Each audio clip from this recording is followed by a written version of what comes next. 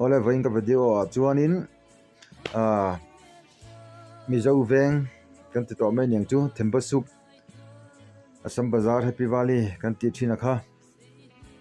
achung aveng chung te ka chu video masa khan kan la to tuna chuanin aral thirna kan na yanga abikin longren ste hi alar ebema kan rual u zok te na an lo tual chaina an lo infiamna thin mun te kha ani wangin mu thei to lo le local thei to lo te tam tak anom theya chung te na an lo mu du ta kan in tin video te ka han siam don ania hei tuna kan chukthla na hi mizo veng peng phei lo khanin longren chukthla na khanin kan chukthla me kani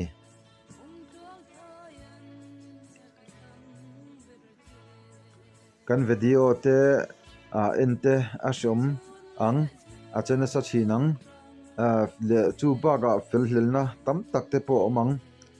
chung zong zong ate po chuan in mi hria thiamna kan dila kan video te top thlenga min lawen sak le tur pon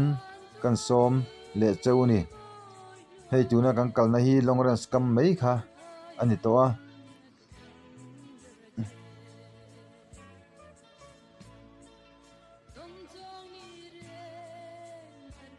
hei longren lui kha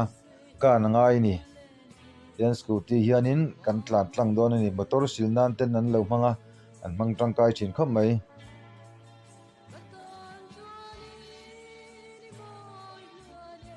chuan kan dai kai anga longren lui kha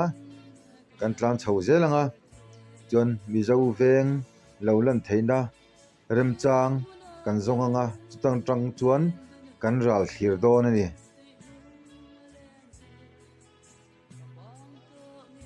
in mi du sakna azara kan video te kan channel te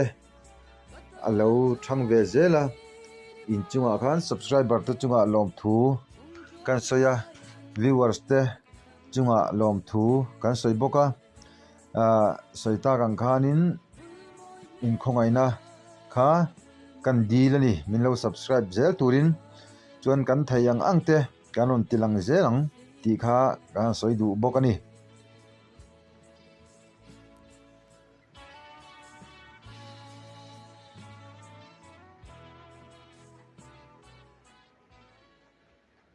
rual u zok te omlaya omlo in le lo tam tak om to theya tin tuna la cheng lai mek te pon mani in le lo te lo ni thin to te tuna ala ni mek te tan te po mani in le lo te in lo mu ve em ti kha in lo clear thau don ya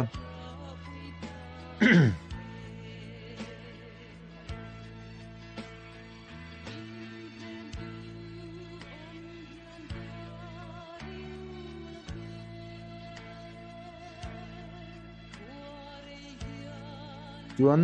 kanan soi le du chu helaya to lo te tan ani de uperang chu in mu chak le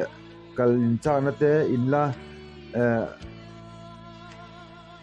in hu du na mun ang chi teng te kha ron soi ula chung chu aram changa a thei ni chon ron tilan sel kha kan tum don dia comment section lama khanin julai khalai mun chu ron tilang te tin ronin on soyanga chuan kaini laming thayang angin ron tilan zel kha kan tum don ani hei hi mizo veng khania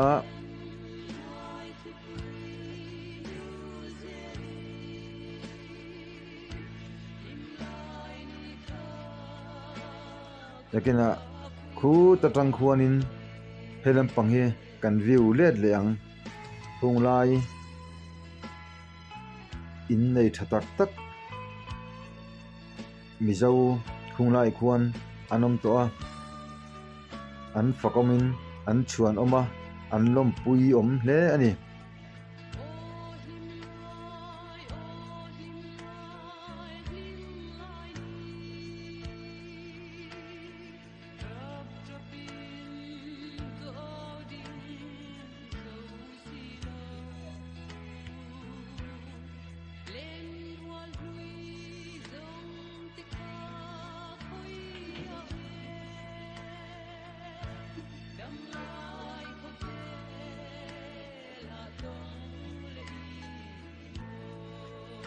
imani in le lo te in lo mu in lo sa thei ngam o akim takhi chonin alan na hi a thin lawa chu wang chonin mani chen na in le mun te lang lo te alo omani chuan in mi hre thiam na kha kan dil zui nga la ni mai ro se so bong pu ho omna ania ki lampang khi madani ding han ti da ubik lai khan ya helai hi long range khani kan rual u zok te kan pa pu te ho sipayan lo tan tek na han lo training na hun chak kori chi patangin tuna hian kan viewa soita kan khan so lampang tang son tuna kan om na hi kan view le ang sipai quarter te khania helai hi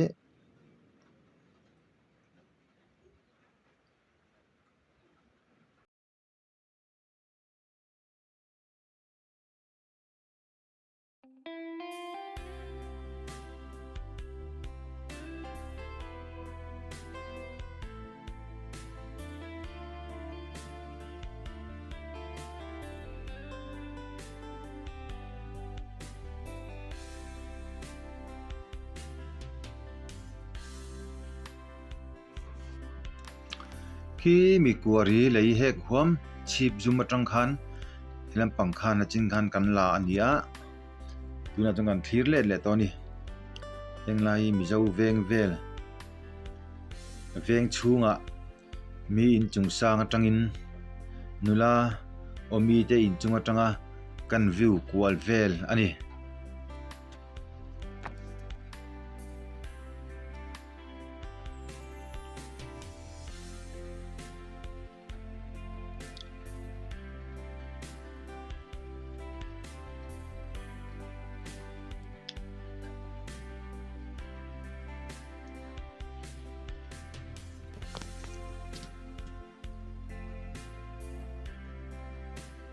tuna hian pu sang lian khu maten na tangin in chungo tangin kan view kwal le a in hria thiam thei dan turin ki salvasan biak in kha ani a pu sang lian khu mate in chung zol tanga view kani tuna hian chuta tang chuan in lo om to na thin te in te in mun ma te kha in hria thiam thei to meng chu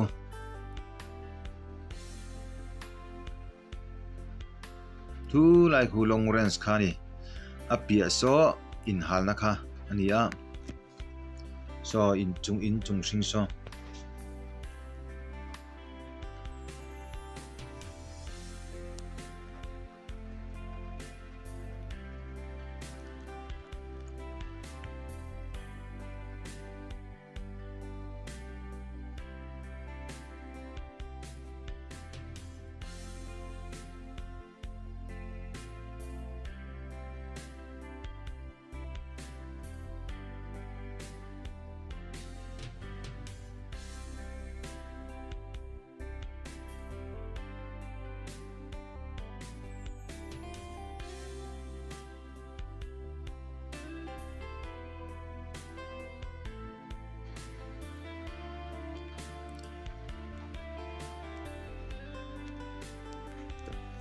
kan video le peka hianin enge chera punji lampanga mun moi le nal deuh te ron tilan kan tuma amaro chu kan duangin mun kan kal tha theilawa chhum malo jing na sa mema chu wang chonin tui kho tharo pui tak te kha ron tilan kan tuma puk te ron tilan kan tum amaro chu chhum jin na sada wangin engma ti hlei theilawin chhum chhali tup awangin min ti boya kan thayang ang te chu kan ron tilang thowa chung te chu next video a hian kan ron tilang dona min lo thlir sak la theu turin kan som pasa cheu ni next video a chuan chera punji lam tluang tin kan ron da lenga min lo thlir sak theu don nia in zawai chunga thinlung takin lom thu karon soinon le ni in zawai chunga kan lome